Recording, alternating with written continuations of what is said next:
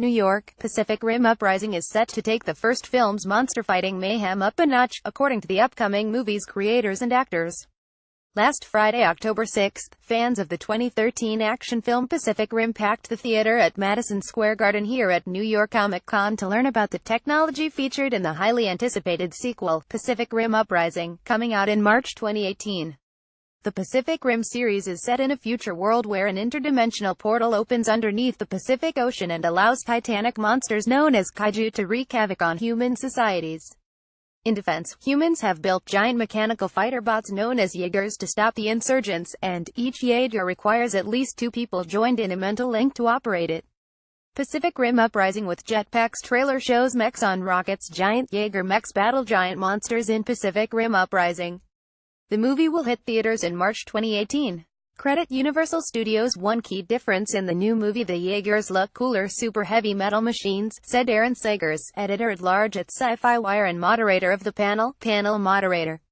Director Stephen S. Decknight and actors Bern Gorman, Kaylee Spaney, Scott Eastwood, and Sci-Fi favorite John Boyega joined Sagers to answer questions about the upcoming film, which continues the struggle 10 years after the first film's Jaeger and kaiju combat.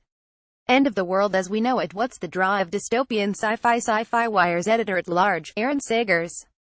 On Friday, October 6th, he moderated a New York Comic Con panel to discuss the upcoming film Pacific Rim Uprising with the director and the cast, and to take questions from the audience.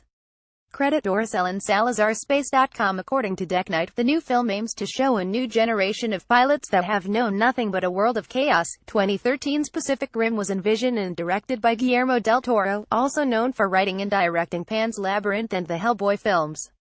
Decknight underlined the storyline's subtext while talking about the franchise he inherited, and cited one key reason so many fans are looking forward to the sequel. One of the important things we wanted to show in the movie is that it doesn't matter where you're from, it doesn't matter who your parents are. It doesn't matter the color of your skin, or your religion, your sexual orientation. You can make a difference, Decknight said. You can actually be a hero.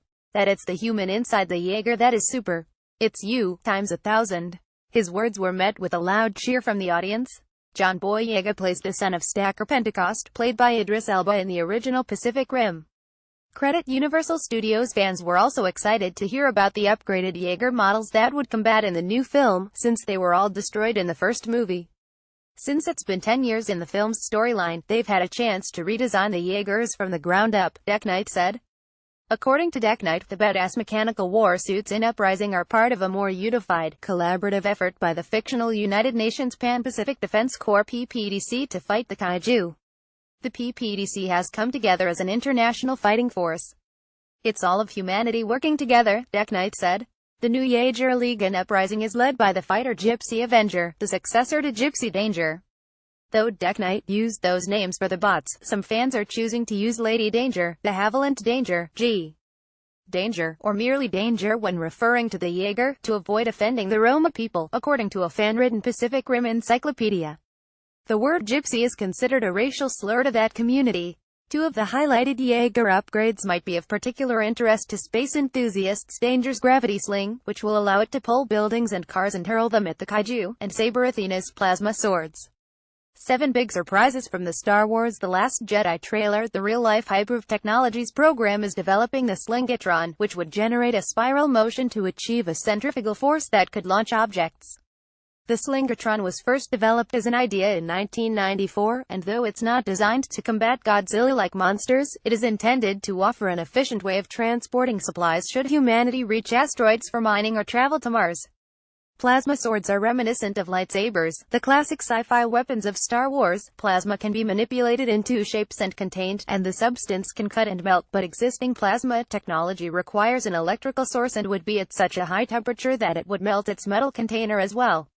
Alas, it remains a figment of science fiction. The actors were visibly enlivened by the strong reactions of the crowd, and Boyega took a moment to address the fans. This is a great ensemble piece and something that we're very excited to show you, Boyega said moments before the debut of the Uprising trailer. It's fun, it's action, it's everything you want. Pacific Rim to be followed. Doris Ellen Salazar on Twitter at Salazar_Ellen. Follow us at Space.com, Facebook and Google. Original article on Space.com.